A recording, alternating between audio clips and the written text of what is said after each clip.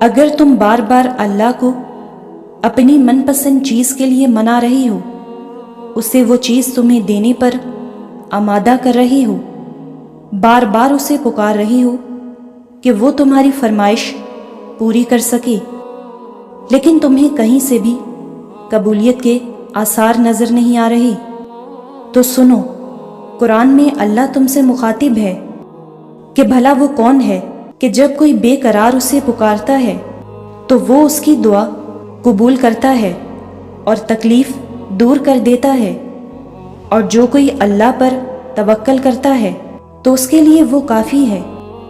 सूरत अन-निसा में अल्लाह ताला फरमाता है, अल्लाह के इख्तियार में है आसमानों की सब चीज़ें और ज़मीन की भी, और अल्लाह कारसाज काफ़ी है।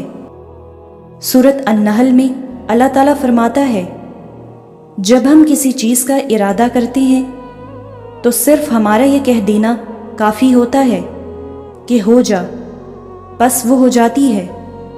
जब अल्लाह आपका नसीब लिखता है तो वो उस नसीब में ये भी लिखता है कि इस तकदीर को मेरे बंदे की दुआओं के सिवा कोई भी नहीं बदल सकता।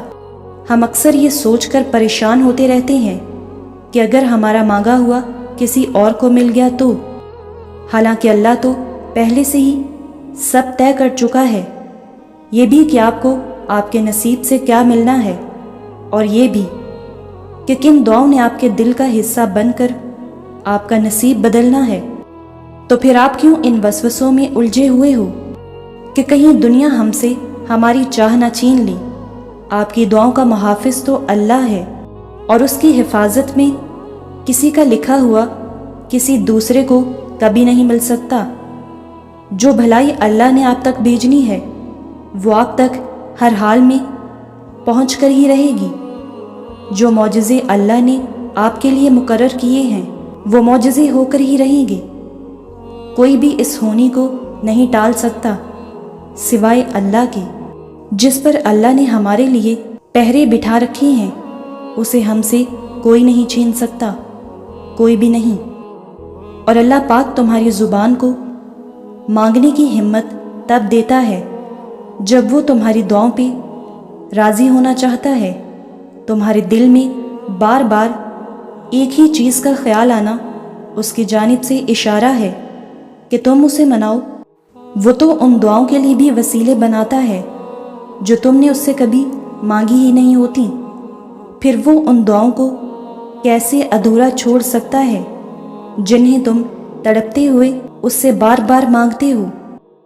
इस देरी से मत घबराओ, बस इतना याद रखो कि जो काम अल्लाह की रज़ा के लिए किया जाए वो इबादत है, फिर चाहे वो इंतज़ार हो, यकीन हो, सब्र हो या दुआ हो।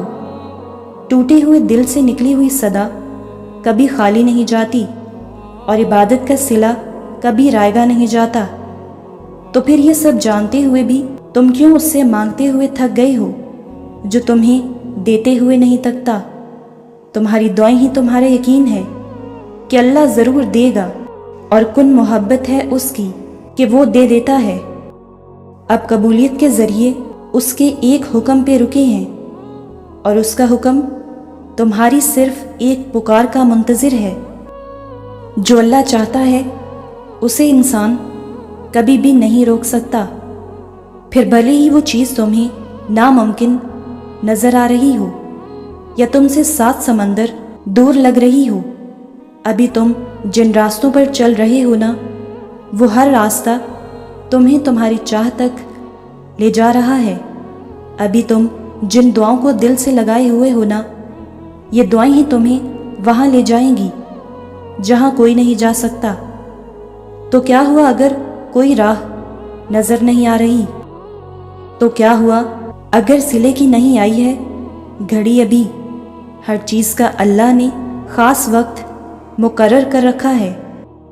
उस सही वक्त पे मौजज़े भी होंगे और चीज़ें बेहतर बनाकर वापस भी लौटा दी जाएंगी।